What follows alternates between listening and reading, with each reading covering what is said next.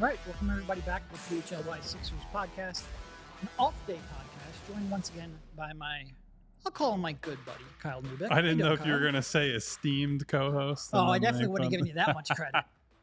I would go with the fact that I marginally like you. That's fine. All right, that's acceptable. I suppose you did have to just see me less than 24 hours ago and do another show, post-game show, which I feel like all our shows are turning into post-game shows, but that has changed this week. So some daytime Derek and Kyle, what the people have been maybe asking for. I don't know if I've seen a single person ask for that, but we have been doing a lot of post-game shows. 4 out of 5 every week pretty much has been after a game. It is nice to take a step back and maybe take a broader view of the team.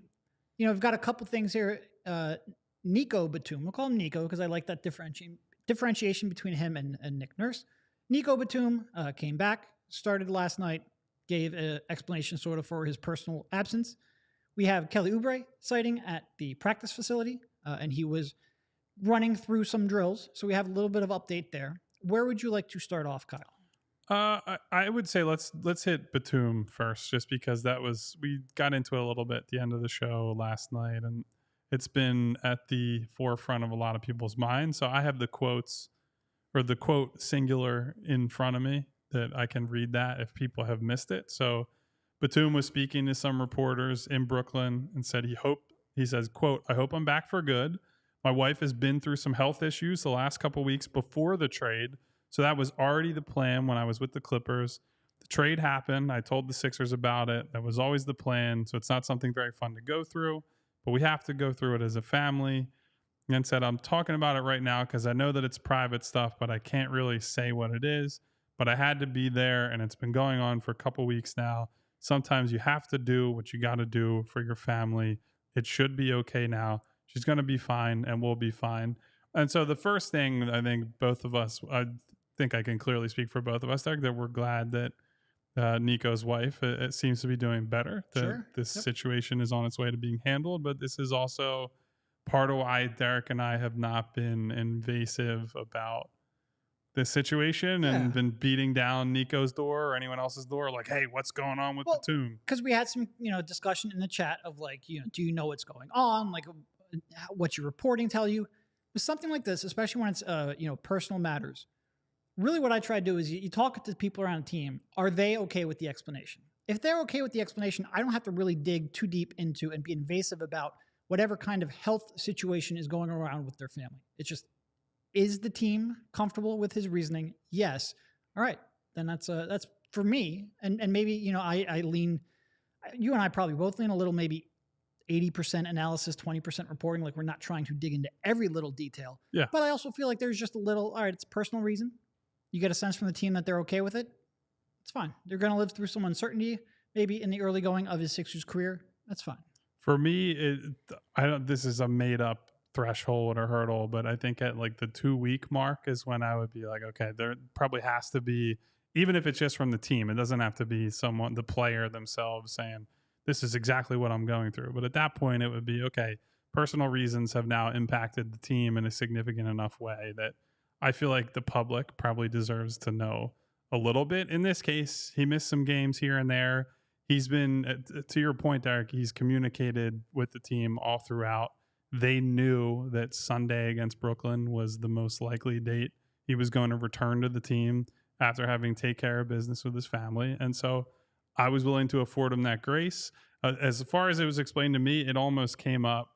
It was like Batum sharing this more so than him being dogged by reporters about it. I believe the way the question was framed was, is this situation kind of handled, and do you feel like you'll be back with the team for the foreseeable future? And then he shed some light on what's been going on. So I think a good place to start the podcast is we're glad that things seem to be trending upward with him and his family, and that Nico is going to be with the team for the future. Yeah.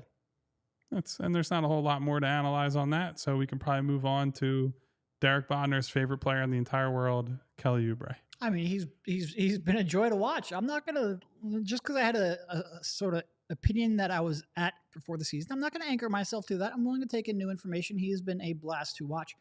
He was back at the practice facility today. He was going through some shooting drills. Kyle, what can you sort of let us know about what he was able to do there? Yeah, so obviously, I don't know how many of our listeners actually know this. We only see basically post-practice at this point. There were moments early in the process years where maybe we see the final 5, 10, even 15 minutes of a practice. Even still, it's been, I would say you almost have to go back to Doug Collins where you'd actually get meaningful. Yes. So we don't get to see, the game planning type stuff, the scrimmaging, a lot of that. Most of the time it's end of practice, shooting, free throw work, the extra stuff that guys are doing after practice. So Kelly was going through that today with assistant coach Rico Hines. A lot of different shooting tied to conditioning drills, right? Like there was some spot up threes, some pull up jumpers from mid range, free throws in between every set. And then the way he closed it was Kelly was shooting corner threes, corner catch and shoot threes, and then having to sprint out to Rico. I say sprint, it's probably more like a 3/4 jog by the time he was done. But sprinting out for us, it would be a sprint. Oh, I mean, it's about as fast as I can move on my best day, and I am not close to my best day at the moment. Sprinting out to Rico near midcourt, back to the corner, taking another three. Probably got about 10 to 15 of those up. By the end of it, Kelly was noticeably winded. I don't think that's a big shock for a guy that has not been doing much except for riding the bike and in the facility, and notably got hit by a car. So probably had his bike on him. Yeah. I mean, listen, so I think he looks good given the circumstances. It's difficult for Derek and I to sit here and tell you, hey, this means he'll be back on this day and this is the timeline for his return. Derek, I believe Nick said tomorrow is an important day for Kelly and for Simon, their head of medical, to gauge where he's at. Yeah. And it brings up, it's going to bring up an interesting sort of discussion. I think a lot of people are going to be like, well, is Batum going to remain in the starting lineup? Certainly sounds like that will be the case. I think we've been talking about this a little bit where you and I probably think that should be the case because I think Batum is just such a good connected piece. But it's really been like since the trade, we really haven't seen the entire roster, the entire rotation together. I think it could all end up fitting pretty well for a team that I think we all look at and we go, well, there's still one more big move to make. There's still one more big trade, with the exception of the fact that they don't have another ball handler off the bench that you would really want to trust. Outside of that, this team feels pretty deep, pretty complete. And like Nick Nurse says, I mean, he was talking today about maybe running more 2 big lineups. We'll see whether that actually happens. He was talking today about having the flexibility of running more small ball lineups. It feels like they have more flexibility than they've had in quite some time. And Batum returning last night, Oubre returning to practice, and eventually working towards game action again. It will be great to see the entire roster. Yeah, so to your point, Derek, you and I have discussed this some at the practice facility and prior to recording shows that I think the natural way forward from here is probably Batum in the starting lineup and Kelly joins the bench group that I think most of us expected him to be in training camp, preseason, coming into the year, and then he has just simply played so well that it's been impossible to keep him off the floor until he got injured away from the floor. So I think he just feels like a great fit for what they need on the second unit, right? Where we've talked a lot about the lack of shot creation that they have there, that they're relying on guys like Pat Bev, and Cub is playing a lot of those minutes. D'Anthony is best suited in a lineup where he can play next to someone like a Tyrese. So if you put Kelly in there and you have a real shot creating wing, a guy who can, maybe he's not going to create for others, but you can put him in an action with Joel and, run a pretty credible pick and roll or a dribble handoff, and Kelly's going to be ready to shoot when he turns the corner. If a defense is sagging on him, capable of getting to the basket, getting fouled, good off-ball cutter too. So, not going to be all on-ball creativity that he's adding to the lineup, but I think he just makes a whole lot of sense as like a sixth man type who plays across those backup units. And frankly, he's played well enough that I think if he plays well enough in those minutes when he's on the floor with the bench, I think Nick Nurse is going to say, just let it ride. Like, he can fit in with that starting group. It's just more a matter of, I think what he does in his skill set probably helps the bench more than anything else right now.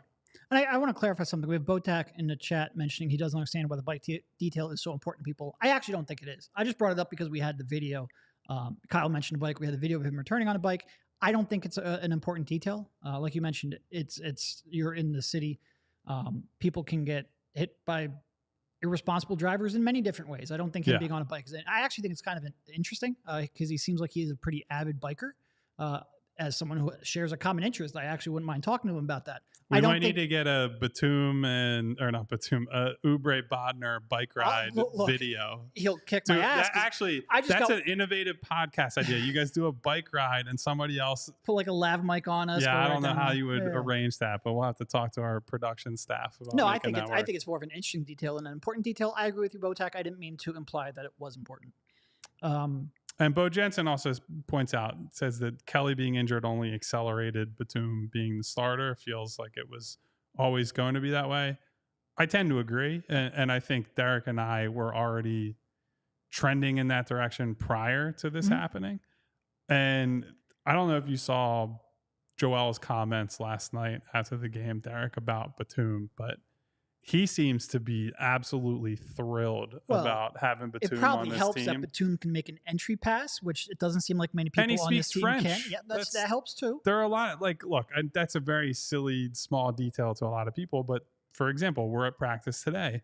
And after practice, sitting in 3 chairs next to each other are Nico Batum, Joel Embiid, and Nick Nurse. And Joel and Nico are having a pretty in-depth conversation, watching some guys go through the low-minute game scrimmage on the far court from us. And so it seems like in a pretty short amount of time that Joel has taken to Nico and vice versa. And look, being in with the star player is a really important thing for a role player. So he is in Joel's good graces for many different reasons. If part of that is because they share some common interests off the court and get along in that way, then look, that's even better than everything else that he also brings to the table. And look, I think like all of these numbers I'm about to bring up, way too small a sample size. I want to be clear about that. There are 2 starting lineups, 2 iterations of the starting lineups. If you look at the core 4 of Maxey, Melton, Harris, and Embiid, 2 iterations that have done well.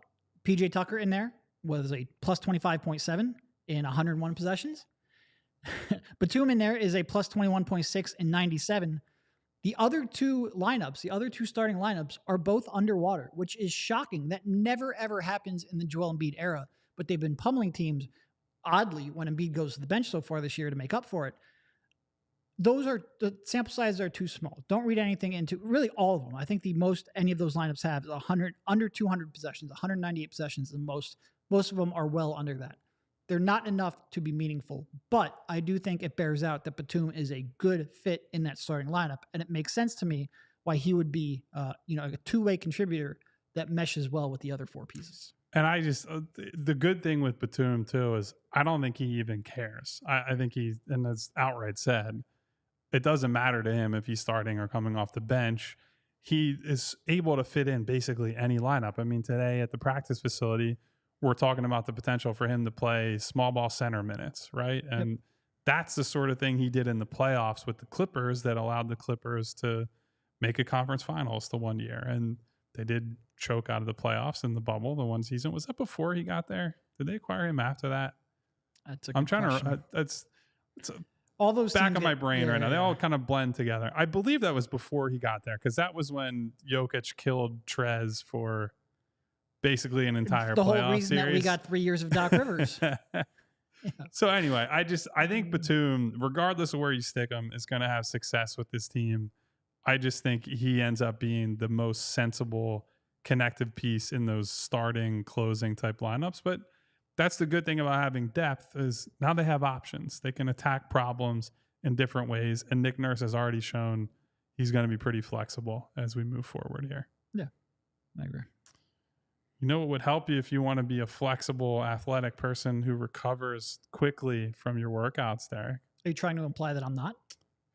No, but I'm saying if you listen to our friends at Pennsylvania Dairy Farmers and Team Chocolate Milk, that professional and college athletes have known about the power of chocolate milk as a refuel and recovery beverage for a long time. So maybe you need to get on it. So your flexibility, certainly I'm not very flexible. So I need to get some more chocolate milk in my life. But seriously, guys, chocolate milk provides high quality protein for muscle repair, electrolytes for hydration, and calcium for strong bones. And that's why studies consistently show that chocolate milk's an ideal sports recovery beverage. So whether you're recovering after a workout at the gym, a run around Boathouse Row, or a bike ride on the Schuylkill Trail, chocolate milk's an ideal post-workout beverage. Taking care of your body doesn't end when the clock hits zero on your workout routine. So give your body what it needs to properly recover. And what could be better than a scientifically proven recovery beverage made right here in Pennsylvania that also tastes great? Learn more about how chocolate milk can help you refuel and recover after your next workout by visiting teamchocolatemilk.com. Also, shout out to my guy Will in the chat with 2 exclamation points after my name right now. That's my dude. Thank you for being here, Will. Also want to tell you about Wheelhouse Cards, a really cool local group that I think really fosters people's love for sports, love for cards. They have cool events. Like I know they have events where Michael Rubin was there. So they have some celebrity appearances. They have days where kids can come in and trade in their cards. Wheelhouse is our go-to sports card gift and apparel shop in the Delaware Valley. Their motto is cards and community because love of sports unites us all. They carry all of your favorite brands like Topps Chrome Baseball and Mosaic Football, as well as t-shirts, hats, and hoodies from brands like Mitchell & Ness, 47 brand, Junk Food Starter, and Shibe Vintage Sports. Looking to grade your sports card collection? Wheelhouse offers PSA grading submissions. They also host tons of different family-friendly events and birthday parties every month. Stop into either of their stores in Wayne or Westchester, open 7 days per week at 11 a.m. Use code PHLY and get $10 off any purchase of $25 or more in store. Also, be sure to give them a follow on Instagram at Wheelhouse Cards. Gonna have to go down to Wheelhouse Cards, have a big swig of chocolate milk, and check out the latest selections that they have. It seems that's while browsing the Game perfect Time from your combination: phone. cards and chocolate Just milk. get them all in there at once. Yep. Listen. I agree. Do we have any additional thoughts on the Batum Oubre? I mean, I guess rotational questions would be more the. Yeah, I mean, it is. It'll be a more real conversation when Oubre, we know when he will return. I do think, like, if you go back to our initial podcast after the trade, I think Batum was the guy that we earmarked as he seems like a really good fit. Certainly, the early returns support that, both in terms of what we see and also in terms of the numbers. I think just having another catch and shoot guy, and he only took one shot, but it was I think a shot that not everyone on his team gets off. He does well off of movement. He can reposition himself. He can make good decisions. He can attack a closeout. He can hold up defensively. Maybe not as well as he was a couple of years ago, but he's still smart enough. Rotationally sound. He just checks so many boxes of, what's going to be. It just makes more sense when you've got a lineup with Maxey, with Embiid, even with Harris, to have a low usage but fundamentally sound all-arounder in there. And I think Batum just checks all those boxes, barring an injury, barring a trade, or, Batum having to spend some more time away. I think he's going to be the starter going forward. So don't look, because I want to see how close you can guess right now. You brought up that he's not always going to shoot this well. What do you think Nic Batum is shooting from three? Since he joined the Sixers. Well, he had that first game where he hit like 3 in the first quarter. 54%. 64.3%. Now, again, the total attempts is like he's 9 of 14 so obviously small sample size theater, whatever. And some of these movement threes, spot up threes are just not going to go down because that's what happens. It's going to be the reverse D'Anthony Melton, where Batum came in like a house on fire and there will be a downturn. He is a role player. He is a guy who's not going to shoot 64% from three for an extended period of time. Because, bold prediction. Yeah, I mean, no. I'm really putting myself on an island here, I know. But despite all that, because of all the things that Derek is talking about, connective passing, length, and at least still decent athleticism on defense, he's not prime Nic Batum, but he's still I think he makes up for that with his intelligence, right? Like there were some drives last night for guys like Mikal Bridges where Mikal's clearly got him beat in terms of present day athleticism, Sure. but Nico will position himself in a way, use his feet and stick his arms up in a way to just play big. And that's the thing you see a lot of guys get so much better at as they get older, is just using what they have and not really thinking about what they're missing or what they've given up in speed or hops over the years. And also not taking stupid fouls. Like that's the other thing. And Joel certainly had got better at it over time, although I think he was kind of uncommonly good for a young big in that department, where Joel is very good at defending without fouling. We rarely talk about, oh, Joel's in a lot of foul trouble tonight. And that has continued despite the fact that Nick wants him chasing block shots a lot more. So there have been guys who have struggled with discipline this year defensively. I don't suspect Batum will be one of them, and that's always going to give him some good value to this team. No, and that's a good point. Like I remember early on in Nerlens' career, it felt like we were always on foul watch. He could pick up some fouls chasing. Or like think of Jaren Jackson, guy won Defensive Player of the Year, and people are always like, well, that guy can never stay out of foul trouble. He plays like 20 to 25 minutes some nights because he's just hacking away. Yep. But I think having good, smart defenders like that certainly helps. And Embiid's gotten a lot better. Like he certainly when he was in college, he would have foul trouble at times. Early on, you would have some games, but he has improved in that. I think in part because he realizes how important he is offensively. If he takes himself off of the court to get alter one or two more extra shots, it doesn't tend to be good for the team. But yeah, it's I'm interested to see how that plays out. I'm interested to see how the starting lineup looks throughout the rest of the season, because some of the struggles of the starting lineup. It was one thing where I didn't really want to make much of it because it's too early to be meaningful, but it was eye-raising. It's just not something you see. So I'm really interested to see how Batum fits. I think he's going to be a good fit. I really do. Well, and if we want to scrutinize those numbers a little bit, I would say anything that says they're 25 points better than the other team with PJ Tucker on the floor, given how he looks at the current moment, I would raise an eyebrow and say, there's probably some weird things happening right now. When you're talking about low sample size, there's always weird. So that's why I tried to throw out as many disclaimers as I could. But I do think this lineup should do real well. I have one thing that just popped up in my mind as you're bringing up Joel's defense. Have you noticed, and maybe this is just me making it up in my head, I feel like he's pulling the chair more on guys this season. I can remember 5 to 10 different plays this year against all different opponents where they're trying to meet him in the chest and he just gives them the Olay. And there's been several turnovers created through that where I don't really remember seeing Joel do that as purposefully as he's done this season. And that's kind of if we're looking for the new wrinkles and the new things that Joel does every year, that feels like, it's not that he's never done it before, but I think it's happening more frequently than it did in the past. Interesting.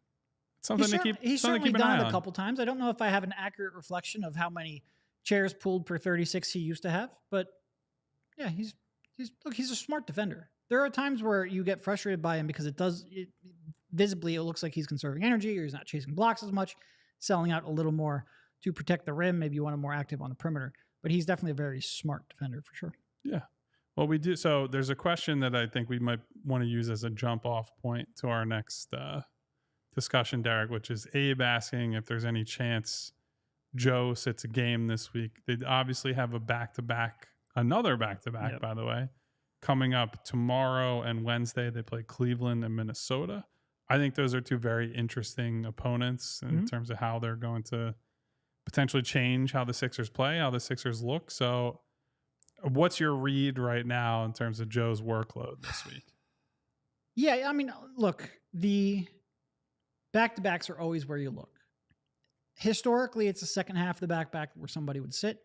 But I think because of the Gobert matchup, I'm not sure I don't think he wants to miss that one. Right. Yeah. So I would guess, and honestly, he's been pretty, like, if he was going to get through that hip thing and not miss games, then I'm not going to sit here and say I expect him to sit either of these two games. I think he probably plays all three. I can't say I know for sure, but I wouldn't mind him missing a game. But I mean, he hasn't missed a game all year yet. And seems like notably, a pretty concerted effort. If we put our reporter hats, well, my hat's on, so maybe my reporter hat is technically already on. Joe, we did ask, or Joel was apparently okay after the brief scare about his knee in Brooklyn, that Nic said after the game he didn't report any additional discomfort, Right. was obviously at practice, full participant today, and we've been given no reason to believe that who was it? Cam Johnson, I believe, fell into him during the game. So we've been given no reason to believe that he has any issue there, which obviously always a positive, and we'll have to see if he ends up on the injury report at all over the next few days with hip, knee, anything else, any bumps and bruises. But looks like he's trending toward playing all the games this week. I would say the other good news, if you're hoping that he's going to play both games of the back-to-back, and I think we all would always hope he could play as many games as possible, they do get the 2-day buffer after. It's Thanksgiving, off day Friday, and then they play Saturday at OKC. Although it is somewhat early. I believe it's 5 o'clock East Coast time at Oklahoma City. So we're going to find out. But Joe seems to be trending in the right direction. Yeah. Where do you sit on that? Do you want him missing a game here or there? Do you want him staying in that rhythm? Like, I know we've talked about load management a little bit before the season and how maybe some notions of it there's some pushback on it. And I think the league has been pushing back on load management a little bit. Now, they're a little bit conflicted in their interests here because they have those new rules. They want stars playing in high-profile games. So I think they're trying to make that case. But that's something that I think people around Joel have pushed back on a little bit in the past, too. Do you think he should be aiming to play 75-plus games? I do. And I would say this. I'm a big proponent of he knows his body better than anyone else. And if he feels right to play, then he should play. The flip side of that is I think there are times when he clearly shouldn't play. Like that, I think that Boston game, he was dog tired and showed it. And look, he didn't play as poorly as maybe I thought he did in real time. Like the stat line ended up being fine, but they can't get fine Joel against the Bostons of the world and beat those teams. And I also I don't like. Are you walking back your tweet? Is that what's No.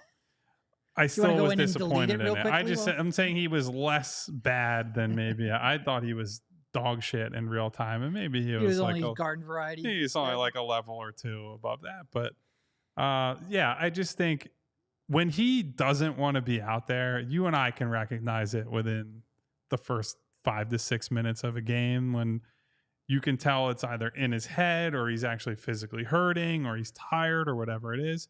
If he is in that mindset, I would rather somebody else be on the floor. I know that he's still at 50% better than basically the entire team, but I would just rather, hey, Paul Reed, go get some more reps.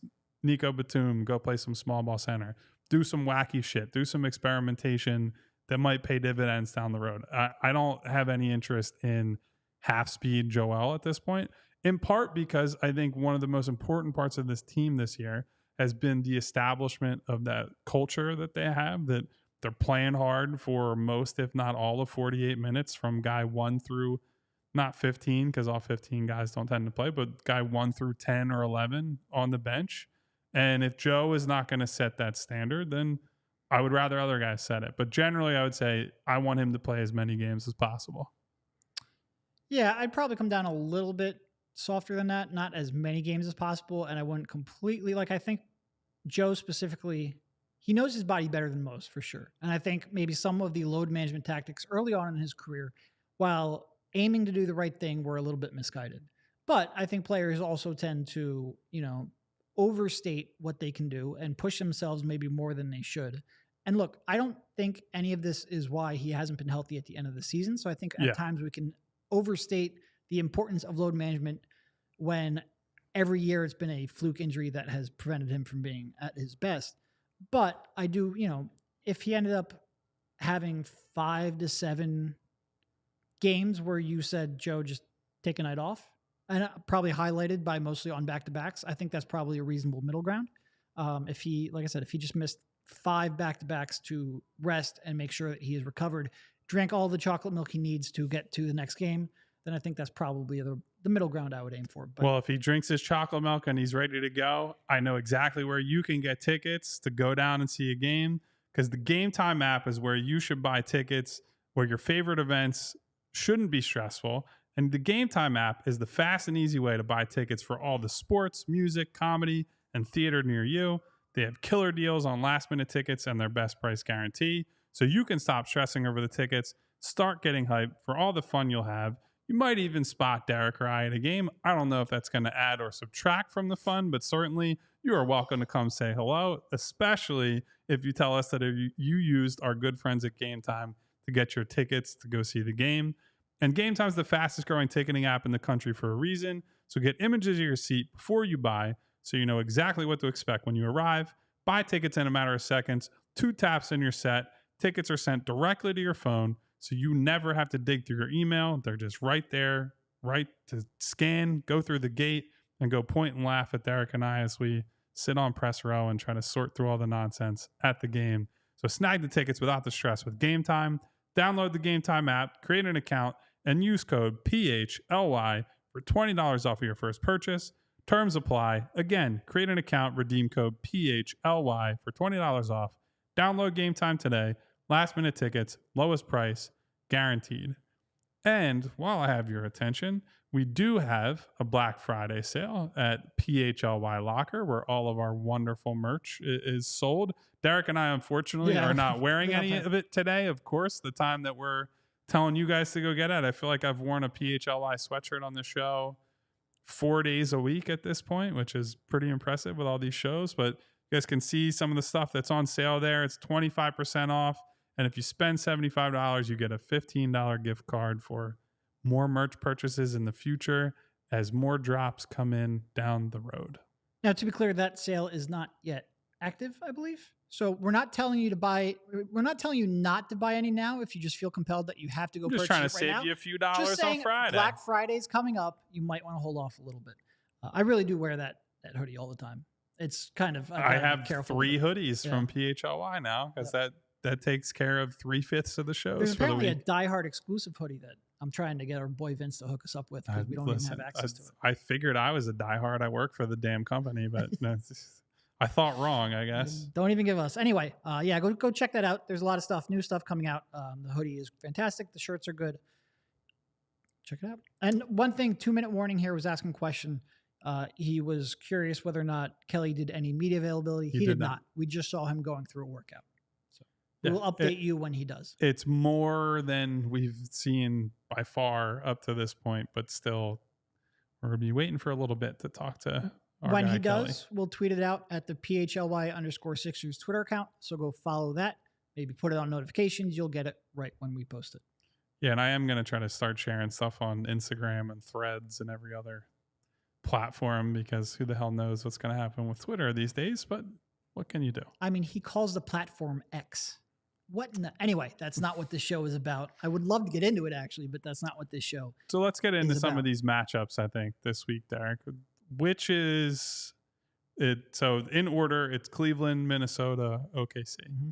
Which of those are you most excited / intrigued by? Well, those are 2 different questions. I am most excited with the Thunder game because I think they are a joy to watch, and they have so many young players that are on the rise.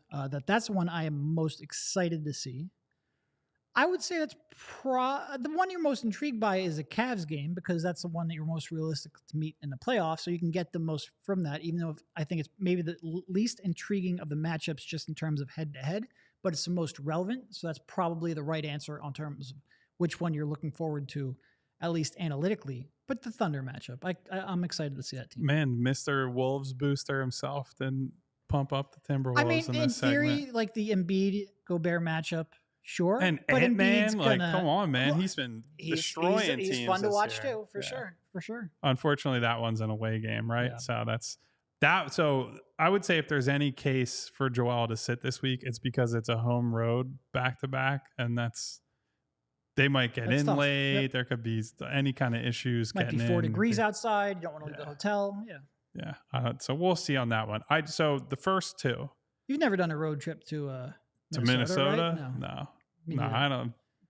The cold and I do not get along, which I keep joking to people. It's like one day I need to get a job covering the Lakers or the Warriors or one of these warm weather, warm market West Coast teams. But I think you guys are stuck with me for a while. I think when Rich and I were at our previous company, we only went to Minnesota once, and I think that was Rich. And then Rich went a second time, and that was to cover the Eagles Super Bowl. So, I will brace the cold for a Super Bowl, the first Super Bowl of my lifetime. Regular season game in February? No, I'm good. Yeah, so we'll see. I do think the interesting part beyond Minnesota has been very good to open the year.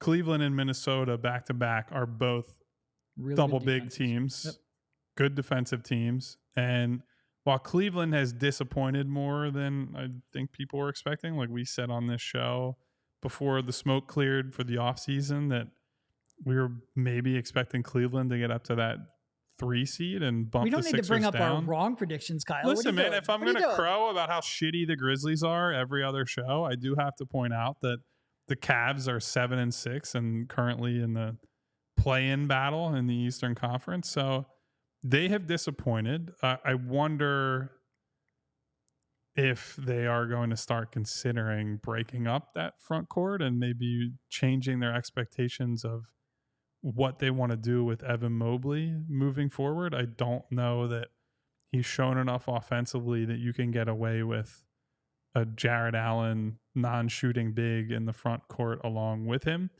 But I do think that the Cavs and the Wolves both present an interesting challenge in that if Joel is going to be chasing block shots and doing the things that Nick Nurse wants him to do, that does leave them potentially even more susceptible than normal to getting punished on the glass. They're two big teams that will kill, guys like Tyrese Maxey and DeAnthony Melton and smallish guards from there. So I'm really interested to see how they cope with all the size that's going to get thrown at them over the next couple of days. Yeah. No, it's very different. And I think specifically you probably look at Tobias and see how he reacts. It's very different than the way the league is trending. And you've got 2 back-to-back, and they're both really good. Like, I think a lot of times when you talk about, big teams, the question is always going to come like, well, how does that fit offensively? How's that offensive fit? They've been able to leverage that size into 2 really good defenses. The Wolves right now are 2nd in the league in defensive rating. And I think OKC is actually 5th. So that's 2 pretty good defenses and anchored by 2 really good rim protectors and big men inside. And that might not impact the Sixers as much as it does some teams. They don't really drive. Their offense isn't based so much at breaking defense down off the dribble. Even Maxey, he tends to rely on the floater a little bit and getting all the way to the rim. And Embiid isn't going to be like Chet Holmgren isn't going to deter Embiid as much as he might a different perimeter attack. So I think the Sixers should be able to navigate that, but it is a completely different look than you've seen from a lot of the teams. And they're just fun teams. I'm really excited just to watch as a basketball fan. It's really where I'm coming from. Well, the Embiid-Chet matchup has to be one of the most interesting stylistic matchups in the league because in theory, Joel can just take him behind the woodshed on offense. But unfortunately, it's a bit of the Kristaps Porzingis thing, right? Where Chet can just step out and hit threes and make Joel a perimeter defender for a lot of the game. Do you know what Chet is shooting from 3-point range so far? Is he 40 plus? 46. Wow. On what's the volume there? 50 attempts. It's not a nothing volume. Yeah. So that would be the concern is that, and I don't think this is a hot take. Maybe it will come off like one. I think Shai is a better creator than anyone on Boston. Yeah. And so I think if you have that same impact of a Horford or Porzingis stepping out and dragging Joel out to the perimeter, and you have Shai who can carve up basically any guy that is going to be thrown at him defensively, that's a recipe for a high-scoring game, potentially. Yep. A very exciting game for us to watch, maybe a game that will drive Nick Nurse and the coaching staff insane because they'd like to see a few more stops. But these are Nick actually said it. I asked him about the double big teams they're playing today, but it also applies to OKC. He said that they've learned some things based on how teams have played against them recently. They played some guard heavy teams. They play Trae Young, DeJounte Murray starting backcourt. They played a 4-wing or at least 3-wing Nets team that they come at you in waves with those guys. So that's another different look. And so he's really excited for, okay, this is a new opportunity. It's a new challenge. How does our group stand up against this? And I'm sure if you got Daryl Morey on the record on this, he'd probably tell you, yeah, this is great. This is essentially like data collection season for the front office, right? Like, okay, how do we look against a team that plays this way? How do we look against the contenders, the better teams? And save for Cleveland, I mean, Minnesota and Oklahoma City have been two of the best teams in the league so far this year. And so this is a big week for them. I think this is going to say probably more about the Sixers, how they fared this week, than any other singular slate of games the rest of the year to this point. And to your point on, the Porzingis and Celtics comparison, Tatum's obviously great. He's fantastic. He does not get all the way to the rim as well as Shai does. And that just puts a very different pressure on the rim, on the defense. That puts different pressure on Embiid. Like we talked about his ability to stay out of foul trouble. That will be very key in that game, especially when he's being dragged out from the paint and he's trying to recover. It will be a good test, even if it's not maybe like the best team they'll face or anything like that. It's a different stylistic way of playing and a different way they have to attack it. Another way that they have to prepare for teams in playoffs tend to be really good defensive teams who also have the ability to space the floor and stretch your defense out. So I think it's a good data point as well as being a very exciting game. And Shai has gotten really good, like I said, not only attacking the rim, become a little bit of a foul merchant every now and then. He doesn't necessarily have. I will say though, he has come down a lot on that this season. He's only shooting his 6.4 a game. He was up to almost 11 a game last year. So the free throws will come down. And just the way he goes about it, he accentuates what he needs to accentuate at times, and he can put a team in trouble because of foul trouble. So it'll be a good test for Embiid, especially because, like I said, they have so many games in so many days. The back-to-back, and then obviously coming back home. It's going to be a good week. I'm excited. I mean, if you look at his overall numbers, Derek, I have it in front of me right now. That 2018 draft, like I feel like it doesn't get talked about enough, probably because it was the 10th pick that they missed on. But having Shai and Mikhail and freaking Michael Porter Jr., who I don't even really love, but compared to what you got, it was a tough one. Yeah, I mean, Zaire Smith, not exactly in that bracket. Not quite. But I was referring to a different sort of. So his free throws are down. He's taking a little over 6 a game. He's only shooting 3.8 threes a game. And he's basically scoring 30 points a game, shooting 53.5% from the field. That's like borderline impossible to be that efficient the way he has without either being a huge free throw guy or a volume 3-point shooter. Like he's an archetype that doesn't exist anymore, which is part of the reason I love watching him so much. He feels like such a unique player in today's NBA. He's an absolute killer from mid-range. He's been much better at the rim over the last couple of years compared to his first couple of years in the league. So he is a huge, huge challenge for any defense to try to slow down. On top of that, been a great playmaker for them too, and he's surrounded by a lot of different types of guys who can hit you from all over the floor.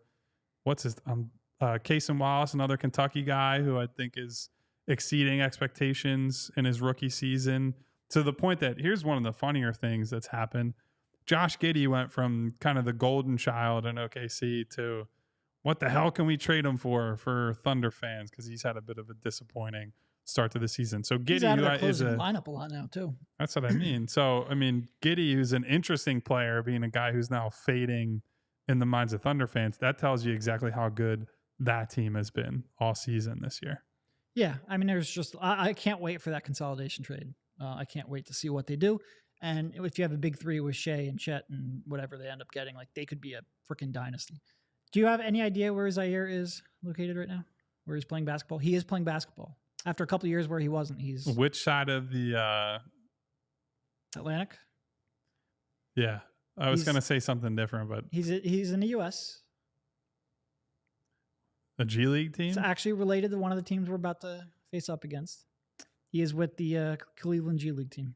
All right. Averaging 14.5 points per game. Good for him. Pretty good ball. He had a good... He's still only 24 too, believe it or not. That's crazy. He had a good summer league game against the Sixers this year, right? Yeah. Or at least there were some moments for him. I'm pretty sure I might have unironically tweeted Zaire Smith revenge game at one point, and tells you how weird summer league is overall. But I hope that he can eventually make a mark in the league. He seems like a fine kid. He works hard. Had a real bad setback. Like, we might make a joke about missing out on a draft pick, but like, no ill will towards him for sure. Yeah, for sure. All right, we have one more sponsor we want to tell you about before we get to the final segment. Again, final segment. If you have any questions, drop them in chat. Derek's just trying to avoid doing a stock report and putting a goofy accountant you do have this garbage. Oh, buddy, they're hiding under the table. Please drop any questions you have in the chat. We will be sure to get to them. Nothing is higher on my priority list. Before that, a quick word from FOCO. FOCO is a leading manufacturer of sports and entertainment merchandise with a product line that includes apparel, accessories, toys, collectibles, novelty items, and more. It's the best officially licensed gear for all sports and fandoms.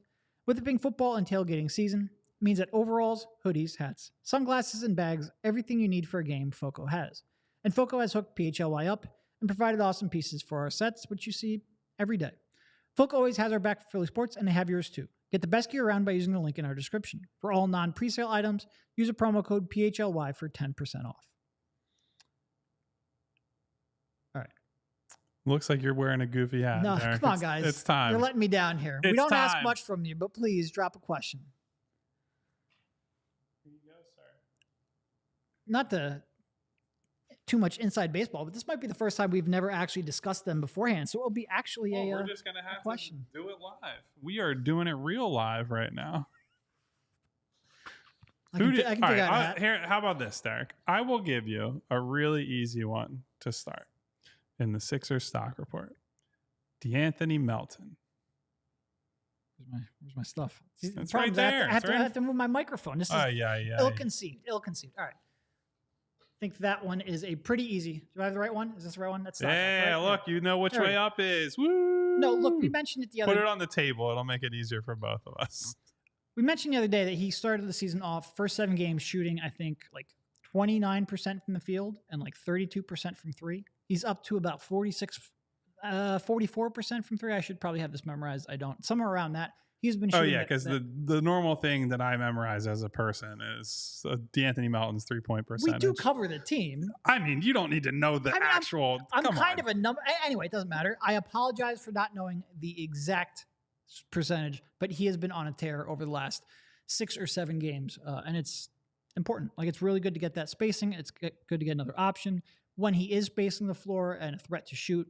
His ball handling and secondary creation become a little more valuable. People are closing out on him. He has been much, much better. Much better. All right. You got one for me off the top of your head? Oh, geez. I didn't even think about this because I trusted. Biggie just asked us for one. Marcus Morris Sr. Sell as fast as you can. Down. I mean, but you're not going to find a buyer on that one. Yeah, that's a liquidation if I've ever seen one. I don't. That's declared. We declared bankruptcy at Marcus Morris Inc. I don't know what to do with that.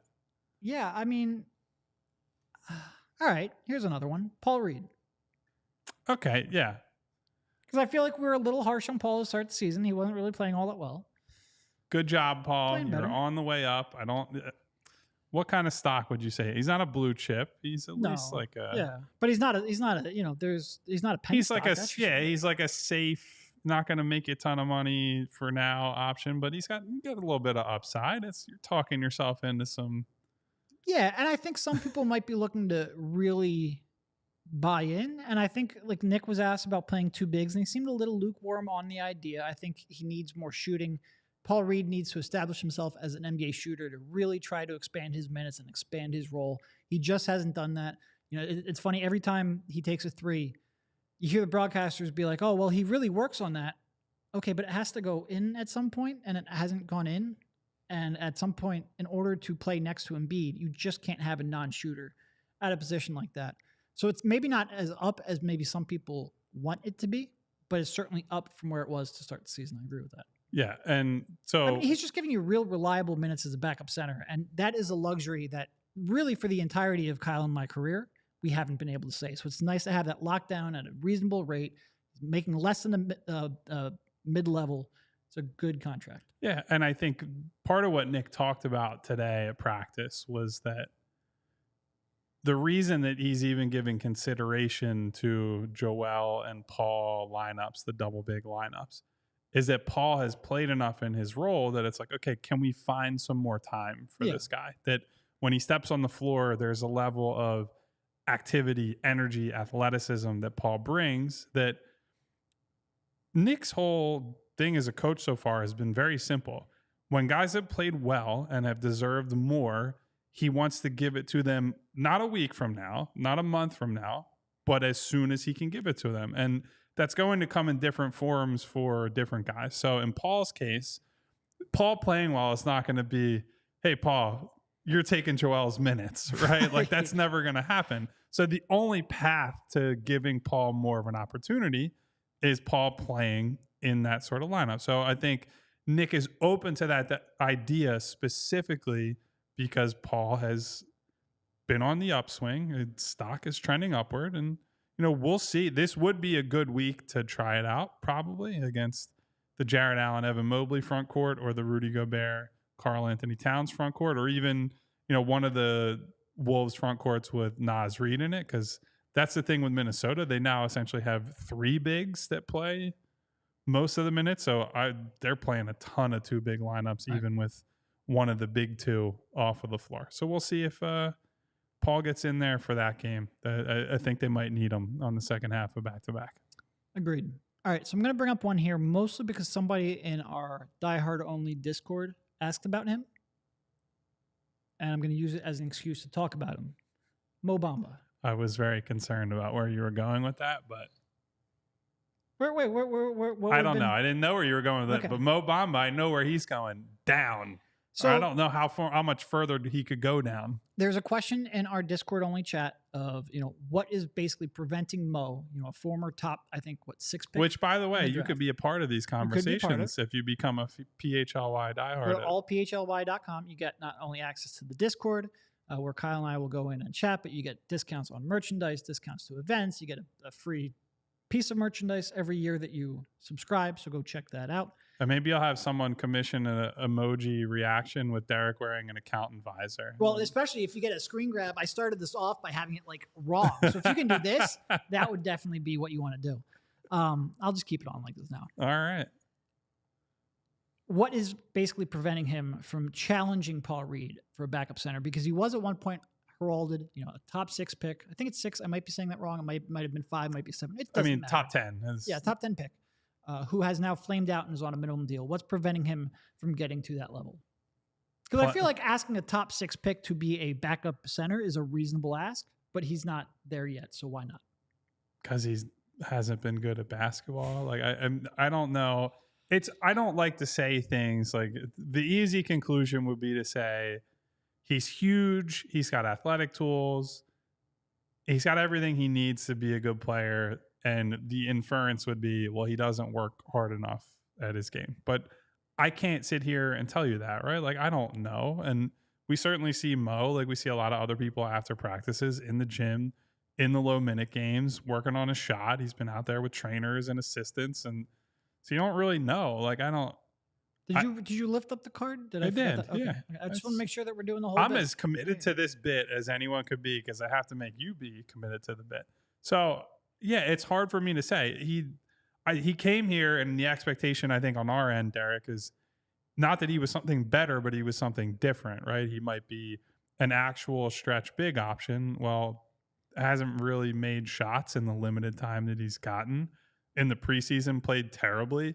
Didn't look good on defense. The concerns have been for him, like if he can sit back at the rim and just be tall, he's got defensive utility. Otherwise, he doesn't move all that well. So if you can stretch him out, that's a problem for him. You put him in space, that's a problem for him. And if you're not making up with that by having some significant offensive value, well, then what are you doing on the floor? I think that's kind of the problem for him. Yeah. I mean, I think his problems, first of all, like I think sometimes he can look good physically as a vertical athlete, and that can be impressive at times, but he doesn't move all that well in space. So you combine a lack of decision-making with inconsistent effort, with, not a whole lot of touch or fluidity on offense. There's just not a whole lot he excels at. And I think he's put in a lot of work in terms of, expanding his range on the jumper. Like you watch him go through like shoot arounds or whatnot. He has good touch on the jumper and he can protect the rim. And I think a lot of people then look at that and go, well, why can't he do more? And I think the defending in space and the decision-making and the effort are the three things out. Because realistically, even if he doesn't have like good touch on a shot around the rim or good body control, or you don't want him dribbling, you can live with that if he's spacing the floor, protecting the rim, and able to hold up defensively in space. It's the decision-making, which limits his rim protection and really every aspect of his game, the inconsistent effort, and also that even if at the peak of his game, he doesn't move all that well in space, and in today's NBA, it's real tough to navigate. Paul Reed is just a much better overall, much more consistent backup center. Yep. And again, I think the size, the shooting potential, and the athleticism, vertical athleticism at least, got him on NBA radars. But I think his warts have become pretty evident. Yeah, and I think the one thing with Paul too, it's weird to say that someone's effort and activity can be a signature skill. But with Paul, it is. And I think that means that every time that Paul is on the floor, that fundamentally either adds or changes the identity of the team, in that you have to know that Paul Reed is there and is going to crash the glass hard, and also is a switch capable defender. Mm-hmm. He's a guy that, you don't want him chasing guards around every possession, certainly, but you ask him for a play or two to step out on a guard and defend him in space. He now has improved his discipline enough that you're not just looking at it like, oh, he's going to foul here. Like that's how it used to be. And Paul now has enough reps under his belt that some of the silly fouls have been cut down. And so it allows you to appreciate all the things he can do. Whereas with Mo, all his value is essentially theoretical still at this point. We haven't seen him on a consistent basis turn what should be this really interesting, really valuable package, just hasn't shown up on an NBA floor. Yeah, and look, even if like we might say he's added a three-point shot to his arsenal, the number of actual floor spacing stretch fives, it's like 2 or 3. And one of them happens to be in Boston. This upside down visor is killing me, by the way. Look, I don't think I looked at you directly until then, and it just when you start a bit, you got to stay committed to it, like you're saying. So if he's not actually going to stretch the floor, then he doesn't really have any utility on offense. He's got to be an impact defender, and if you struggle to move in space and your decision making is suspect and your effort is inconsistent, you're not. Even if you can protect the rim, you're not going to. Other than that, how was the play, Mrs. Lincoln? You're not going to be a real impact defender. So I think. It's just he's got to be better, and I don't have any expectation that he will. Yeah. All right. So I'll give you a reprieve. We can end the stock report. You want to grab like a question or two on our way out, so we're not ignoring the people who were trying to save you. Well, I'm kind of digging the hat now, so I think I'm going back to a normal hat. You can do whatever you damn well please. I mean, there's JJ asking in the chat, would Isaiah Joe be helping the team right now? I mean, the guy's shooting the absolute shit out of the ball, so that's an unequivocal yes. And my big thing, like, I think there's almost no greater skill set you can have to be able to play alongside Joel Embiid than just a off-ball movement, super quick trigger shooter. And he is legitimately as quick trigger as almost anyone in the league to be firing off 5.6 three-point attempts in under 20 minutes of play while shooting a reasonable percentage. And by reasonable, I mean 50%. I was going to say, he's more than reasonable. He shot 41% last year with, again, 5.5 attempts on under 20 minutes per game. Do I think he is a complete enough player to be playing 30 minutes per? No. But as a 20-minute per game, just hyperactivity, 3-point bomber, yeah, I think he'd have a role on the team. Well, God Scam God says he doesn't know how you don't like the segment when you look like that in the hat. See? The people have spoken. People almost have looks like a spoken. conehead. We have a big Mo Bamba defender in D'Angelo here saying that Paul Reed's not clear-cut better than Mo. We never see him play. And he doesn't blame Bamba. Wouldn't want to get injured in the preseason either. Well, unfortunately, if you don't play well in the preseason on a minimum contract, you are not going to play. At some point, you have to actually prove to a new coaching staff that you deserve an opportunity. Because that's the thing, Derek. You brought up, he's a top 10 pick and So with your first organization, that equity is gone. That matters. You are now at the point where you have to prove you are an NBA Right. rotation guy. And he simply has not for this team and this staff. To your point, Orlando used a top 6. I looked it up. It was a 6 pick. I wasn't crazy. I remembered it correctly. Orlando used a 6 pick on him. Well, you might be crazy, but I'm definitely you remembered crazy. it I wasn't crazy about that. Orlando used a 6 pick on him. They are going to give him every chance to prove that he's an NBA player. The Sixers used a minimum contract on him. They do not have the same kind of impulse, the need to evaluate him, to give him every chance to prove himself. He needs to take that opportunity. He didn't. I don't know what's going on in practice. Like you mentioned, we get to see essentially glorified shooting drills, but it clearly doesn't seem like he is any closer to cracking that rotation. There was a question from Martian Lynch. Yep. What would it take for the Sixers to acquire Mikal Bridges? All of it. I'd say I don't even think which bridge do you think they'd accept in a trade? Is Ben Franklin or Walt Whitman more valuable? Here's the problem with trading for Bridges. Sorry, that's a terrible joke, by the way. Look, I'm not expecting any better. Hey, you're one to talk. Jesus. Why would, if they're not looking to trade him and he's not demanding to be traded, then you have to completely blow them away. So I know somebody earlier in the chat brought up 2 firsts and a swap. First of all, I think another team out there would beat that. But even if they wouldn't, you have to meet a very high bar when both the team and the player are happy with the situation. And especially when they're, Bridges isn't that young. Like, what is he now? Maybe 20.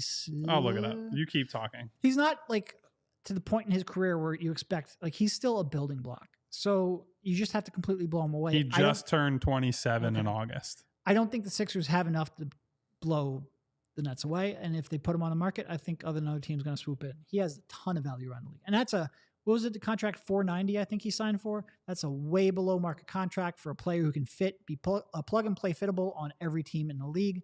His market is as wide can get. Yeah. So to that point about the contract, I know Alex Caruso has come up a ton in this chat and elsewhere in discussion recently. That's a giant reason why Caruso's market is as wide as it is, and why there are people like our friend Jake Fisher suggesting that you might get more for Caruso than Zach LaVine. It's not because on paper Caruso's a better player than Zach LaVine. Right. It's because you only have to pay Caruso, what is it, like $8 million or something like that over the next couple of seasons, instead of committing $45 million of your cap over the next few years to LaVine. And so Bridges, who, look, I'm not in love with him. I think here he'd be perfect, right? Because you could slot him into the number 3 role. I think there will be teams that probably take a risk on him and say, we'll make him our number 2 and pony up for him.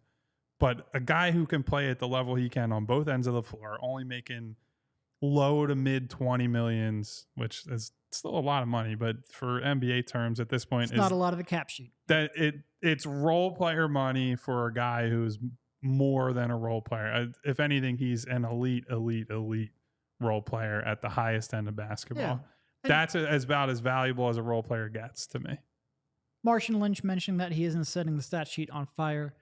I don't think that really impacts his market as much as most people think. Like, remember when he was initially traded from Phoenix to Brooklyn, and then Phoenix, he was averaging 14 to 17 per game over the last couple of years. The fact that he's only averaging 20 right now after averaging 26 before. But when he was traded to Brooklyn, people were saying Brooklyn wouldn't trade him for less than 4 first-round picks. Now, some of that might be bluster, but the fact that he was thought of that way when averaging 17 per, even if the 26 per game he averaged last year isn't real and sustainable, he still has a lot of value at that role player sort of production because of how good of a defender he is, because of how good of an off-ball shooter he is, and the fact that you can ramp him up offensively if you need to.